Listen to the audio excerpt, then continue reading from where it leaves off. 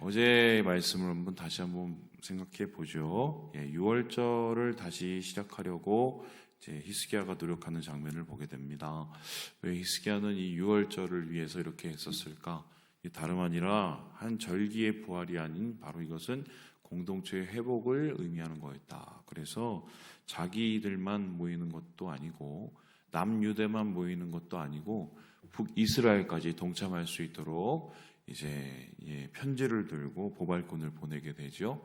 그런데 그들의 반응이 이렇게 좋지 않았습니다. 하지만 그럼에도 불구하고 열심히 했고 또 여기에 동참하는 소수들이 있었다. 결국 이 끝에 한 마음으로 그들이 6월절을 시작하게 되었는데요. 오늘 그 6월절을 이렇게 이야기하고 있습니다. 우리 같이 한번 13절의 말씀을 읽어보도록 하지요. 시작. 둘째 달에 백성이 무교절을 지키려 하여 예루살렘에 많이 모이니 매우 큰 모임이라. 매우 큰 모임이 모였다. 이 무교절이라는 것은 6월절과 관련된 날이고, 무교절 한마디로 빵에 이 이스트가 들어가 있지 않는 빵을 의미하는 거죠. 왜냐하면 그만큼 빵 부풀게 할 시간도 없었기 때문에 아직도 그렇게 딱딱한 빵 먹는 이 전통이 6월절에 내려오고 있습니다. 제가 가서 먹어봤거든요. 비스켓 같은 그런 느낌이에요. 그런데 많은 소리들이 모였다. 야, 이건 성공이네. 이렇게 얘기할 수 있습니다. 그런데 오늘 말씀을 봤더니 이 모양이 겉으로는 사람들이 되게 많이 모여서 성공인 듯 하지만 좀 그 안을 들여다보면 다른 얘기들이 있었던 것 같습니다. 무엇이라고 얘기합니까? 이렇게 얘기했는데요. 우리 함께 17절의 말씀을 같이 한번 읽어보도록 하지요. 시작. 회중 가운데 많은 사람이 자신들을 성결하게 하지 못하였으므로 레위 사람들이 모든 부정한 사람을 위하여 6월절 양을 잡아 그들로 여호와 앞에서 성결하게 하였으나 6월절의 이제 가장 하이라이트는 양을 잡고 그 양의 고기를 먹는 것이죠. 하나님 앞에 또 가장 중요한 부분을 또 제사로 드리고요. 그럼 양을 잡으려면 많은 사람들이 모였으니까 많은 양을 잡아야겠죠. 그럼 많은 양을 잡을 때는 사실 그 제사를 드려온 예배자들도 동참하도록 하게 되어 있었습니다. 그런데 17절을 보니까 보시다시피 동참할 수가 없었습니다. 이유가 뭐죠? 성결하지 못하였다. 성결하지 못하였다는 것은 예배 드릴 준비가 전혀 되지 않았다. 예를 들어서 하나님께서 말씀하시는 부정한 것을 접촉하거나 죄를 짓는 그런 상황이 있었을 때는 일주일 넘게 예배를 못 드리게 만드셨는데 지금 그것도 준비되지 않고 6월절을 참여한 것입니다. 엉망인 거죠. 근데 여기서 한 줄 더 떠서 18절을 보면요. 에브라임, 므낫세, 이사갈, 스불론의 많은 무리가 자기들을 깨끗하게 하지 아니하고 라고 얘기합니다. 특별히 이렇게 준비되지 않은 사람 중에 대표적인 준비되지 않은 무리들이 그래도 예배드리겠다고 온 그 위쪽에 있는 북이스라엘 사람들이었다고 이야기를 하고 있습니다. 이게 뭐 어떤 그림인가요? 이 편지를 보내서 올 정도면 그래도 마음이 있는 사람들이잖아요. 마음이 있었고 그 자기들의 살던 곳에서 벗어나서 예배를 드리러 예루살렘까지 왔다는 것은 어쩌면 이 사람들은 되게 마음속에 열정까지 있다는 소리입니다. 이렇게 예배 열정이 있고 6월절을 지켜보려고 하는 이 사람들 중에도 이 소수의 사람들 중에도 제대로 준비가 되지 않았다라는 말이 됩니다. 그러니까 이제 겉에서 보는 북적북적하고 사람이 엄청 많은데 안을 들여다보면 준비가 되지 않은 좀 엉망이었던 거죠. 질문을 해봅니다. 왜 이랬을까? 안 했으니까 이렇게 되죠. 아무리 좋고 아무리 뭐 행복하고 아무리 거룩한 것이라도 연습을 해야 됩니다. 그죠? 뭐 예를 들어서 우리나라 제사를 하는 거 한번 생각을 해봅시다. 저는 뭐 어렸을 때 제사를 드려본 적도 없고 저희 집안이 기독교 집안이라 제사 드리는 것만 이제 들었는데 뭐 홍동 백선이 뭐 이런 막 이렇게 있더라고요. 뭐 윗대가리는 어떻게 잘라놓고 막 이런 거 있는데 제가 궁금해서 한번 여기에 대한 정보를 한번 쭉 봤더니 홍동 백선이 뭐 여기에 뭐가 있고 찬에 뭐가 있어야 되고 뭐 이거 다 이거 원래 공자 선생님께서 말씀하신 거랑 전혀 딴판인 거래요. 그럼 이거 다 어디서 온 문화냐? 홍동백서 이런 거 다 일본에서 오는 겁니다. 일본 무슨 뭐죠? 그 미신교나 이런 데서 온 문화들이 이렇게 짬뽕된 게 지금 제사 문화라고. 이거 제가 얘기한 게 아니에요. 그 전문가가 얘기를 하더라고요. 그렇게 하는 것도 막 준비를 열심히 하고 뭐 너 오늘 몇 시까지 들어와 이러면서 저녁에 이제 시간에 딱 맞춰서 하지 않습니까? 여러분 그런 것도 이렇게 하는데 지금 보세요. 전 국가가 온 돈을 들여서 막 열과 성을 모아서 지금 준비한 이 6월절에 나도 한번 드려보겠다고 예배드리겠다고 주님 만나보겠다고 온 사람들이 준비가 되지 않았다? 이건 정말 너무 오랫동안 이런 일을 하지를 않은 거예요. 그러니까 이제 호세아서를 한번 봅시다. 호세아서를 보면은 이스라엘이 망하는 이야기잖아요. 그 망하는 이스라엘을 다시 하나님께서 사랑하셔서 찾아가시고 용서해 주시고 다시 회복하시는 그 얘기. 그런데 이제 보면 하나님께서 그 사람들을 찢으셨으나 3일 만에 도로 낫게 하신다는 말씀이 있습니다. 그러니까 이스라엘 백성들이 죄를 많이 진 거죠. 그러면 이스라엘 백성들은 왜 죄를 짓고 왜 망하게 되었을까? 거기에 대해서 호세아 선지자에게 하나님께서 뭐라고 얘기하시냐면 이렇게 얘기하세요. 지식이 없어 망했다고 합니다. 지식이. 아는 게 없어서. 그럼 아는 게 무엇을 아는 겁니까? 여호와를 아는 지식, 거룩한 지식. 그 삶 속에서 하나님을 섬기는 그 경외의 지식이 없었어. 왜 없었을까요? 안 하니까 없죠. 안 하니까 없는 겁니다. 심지어는 했던 것도 안 하다 보면은 못 합니다. 그래요? 지금 한번 보세요. 지금 미국에 저희 그 지인 친척 중에 이제 그 조선업하고 연결된 분이 계세요. 근데 이제 조선업 이제 뭐 삼성 이쪽에 이제 다니시는 분인데 요즘에 하도 이제 미국에서 막 배 좀 고쳐달라 뭐 이게 뭐 아니면 배를 만들 수 있도록 뭐 마스가인가요? 그래서 조선업을 뭐 위대하게 걔는 뭐 요즘에 툭하면 다 위대하게 그러잖아요.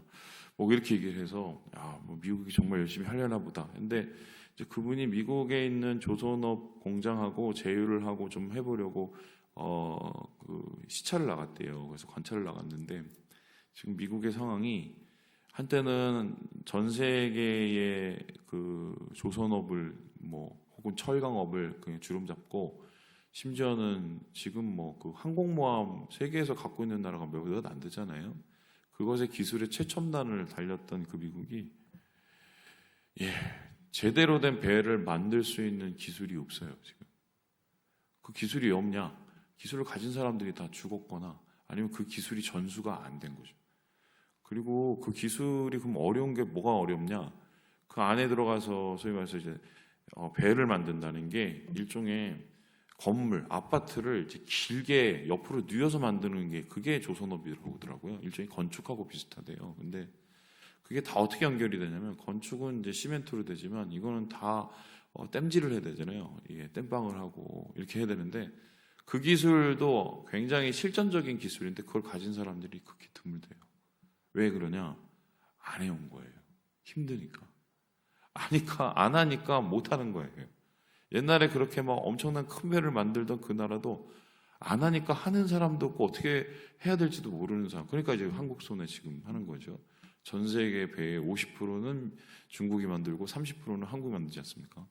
이런 상황인 거거든요. 마찬가지로 6월절을 하긴 했는데 안 했으니까 이게 준비가 안 된 거예요. 그래서 어떻게 합니까? 그냥 자기가 불결한 상태에서 준비되지 않는 상태에서 막 음식 먹고 재물 만지고 막 이렇게 동참한 거예요. 그러면 이거는 율법적으로 어떻게 되면은 하나님께서 벌을 내리셔야 되는 상황이에요. 그 벌이라는 것은 뭐 신명기 28장에 보면은 뭐 병이 온다던가 이런 상황이에요.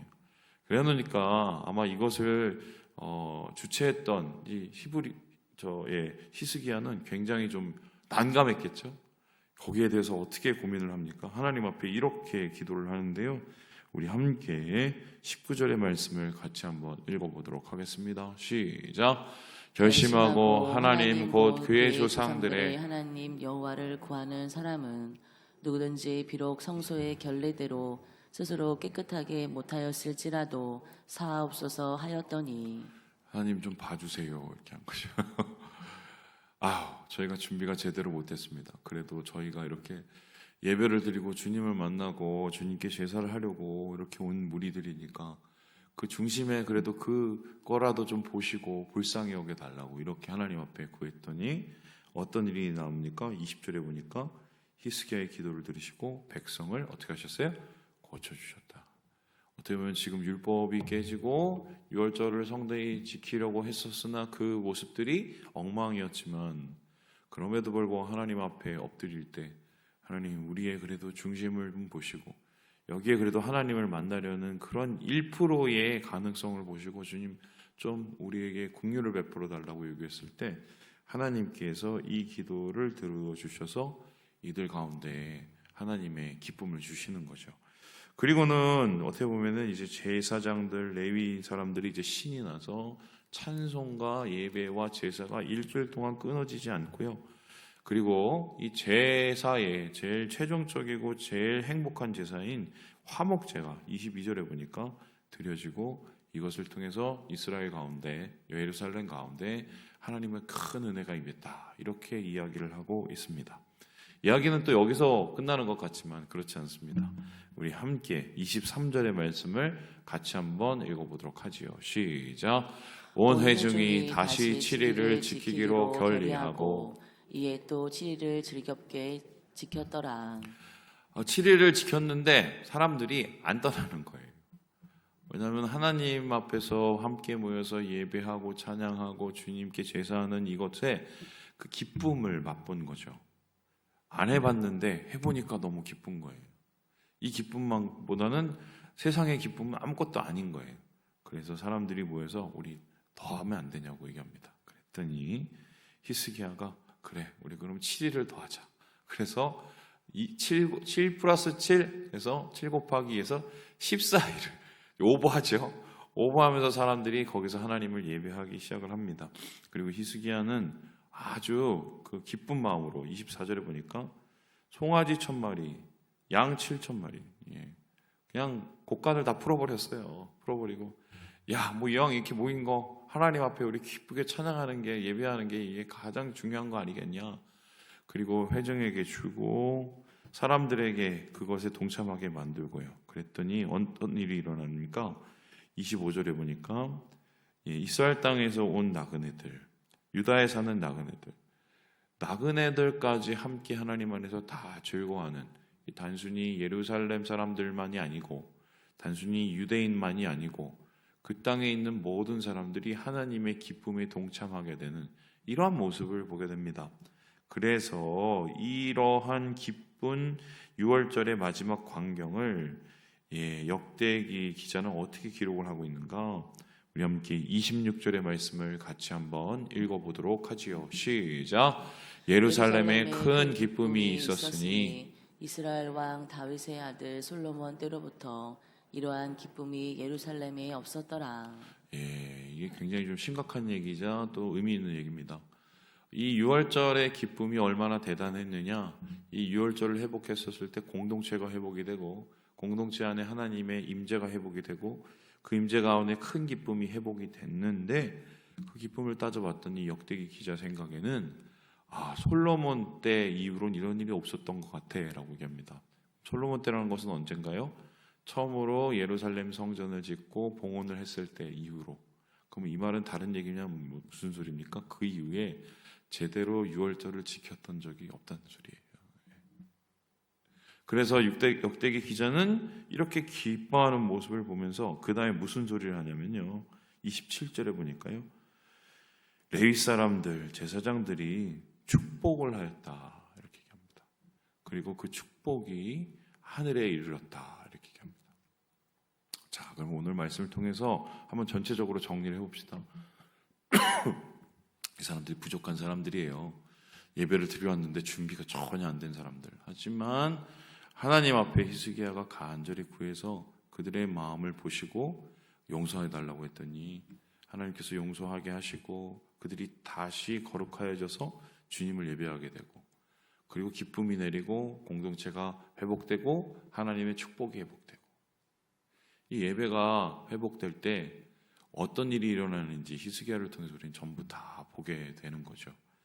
사실은 이런 모습 히스기야가 머릿속에 그리고 있었는지 모르겠지만 사실 이러한 결과와 열매를 가장 원하셨던 것은 하나님이셨을 거예요. 하나님이 지금도 왜 우리에게 축복을 안 해주실까? 왜 우리에게 큰 축복을 안 주실까? 큰 기쁨을 안 주실까? 예배에 나와도 왜 이렇게 좀 이렇게 졸리고 힘들고 여기 그냥 버티다 가는 것 같고 왜 이럴까? 오늘 말씀을 보면은 죄송한 얘기지만요. 저부터 시작해서 제대로 준비가 안 돼 있어서 그래요. 그럼 제대로 준비가 된다는 게 뭘까요? 오늘 이 사람들도 사실 엉망이었잖아요. 오늘 이 말씀 속에서 우리가 깨닫는 예배의 가장 중요한 요소가 있습니다. 다른 거는 조금 모자라도 심지어는 뭐 정결치 못하더라도 하나님이 그냥 대충 봐주고 넘어갈 수 있는 부분이 있는가 하면 반면에 이거는 없으면 도대체 하나님이 어떻게 하실 수도 없고 축복하실 수도 없고 만나주실 수도 없는 그런 아주 예배의 가장 기본적이고 본질적인 요소가 있어요. 그게 뭔지 아십니까? 자원하는 마음이에요. 그러니까 예배는 자원하는 마음이 없으면 뭘 하든 다 꽝입니다. 내가 하나님을 기뻐하고 하나님을 기쁘게 해드리려는 마음이 없는데 그냥 자리에 벌 받을 것 같아서 앉아 있으면 그거는 일수 찍는 거하고 뭐가 다릅니까? 오늘 왔으니까 도장 하나 찍어주세요. 기억하시고 절대로 저를 겁주시지 마시고 또 벌 주시지 마시고 하나님이 원하시는 건 제가 말씀드렸잖아요. 경외를 넘어선 경애라고요. 자원하는 마음이 예배의 가장 중심적인 겁니다. 그 자원하는 마음이 있으면은 솔직히 이제 말씀드리면 우리 지금 예배는 말씀이 사실 제일 중심이잖아요. 그 말씀이 중심이라 뭐 제가 보통 설교를 하면은 길게 하면은 32분, 지난주는 좀 더 길게 했죠. 짧게 하면 26, 7분 이렇게 났는데 예배 1시간 뭐 5분에서 사실 말씀 제일 길어요. 근데 지금 말씀 망치면은 사실 좀 이렇게 지루하고 그럴 수 있겠죠. 그런데도 은혜 받을 수 있습니다, 여러분. 왠지 아세요? 우리의 마음에 하나님을 만나려고 기뻐하려는 마음이 있으면 자원하는 마음이 있으면 이미 그 예배는 성공이에요. 사실 우리가 힘든 이유가 뭐냐면 그 마음이 좀 자꾸 사라져서 왜 그 마음 사라질까 생각을 해보면 우리 자신 보면 알잖아요. 그런 거죠. 그냥 하루하루 똑같은 거 하다 보면 식상해지죠. 내 자신부터 익숙해집니다. 그 예배는 익숙해지면 그때부터는 고루해져요. 그러면 목사님 맨날 똑같은 순서에 맨날 똑같은 비슷한 찬양에 맨날 비슷한 말씀을 듣는데 어떻게 익숙해지지 않습니까? 그래서 하나님께서 얘기하죠. 날로 새로워지는 거예요. 우리의 영혼이. 그러면 날로 새로워진다는 건 어떤 의미냐? 내가 하나님 만나기를 오늘 사모하느냐? 그 질문에 대답을 하는 거죠, 사실. 지금 이렇게 엉망진창에 준비가 안 된 이 사람들도 하나님 만나기를 사모하는 그 자원하는 심령이 있으니 이게 큰 기쁨과 축복으로 넘어갔다는 이 얘기는 참 오늘날 한국교회에게 많은 반향으로 남아야 된다고 저는 생각을 하는데 정말 우리도 우리의 중심에 자원하는 마음이 있을까? 자원하는 마음이 있을까? 뭐 그걸 질문해 보는 거죠. 뭐 이 얘기하고 마치죠. 예전에 제가 아는 한 집사님이 계셨습니다. 근데 이제 이분이 교회에서 막 이렇게 청소도 열심히 하시고 뭐 막 이런 어느 날인가 이제 제가 왔는데 그날도 이렇게 청소하시는데 얼굴이 안 좋으세요. 왜 그러셨냐? 그러니까 무슨 일 있으신 것 같아요. 그래서 어느 날 이제 제가 그분한테 물었어요. 집사님 이렇게 매일 이렇게 뭐 교회 섬기시고 막 이러면은 기쁘시냐고 어떻게 이거 감당하시냐고 그랬더니 그분이 저한테 좀 충격적인 얘기를 했습니다. 뭐라고 그랬는지 아십니까? 억지로 한다고.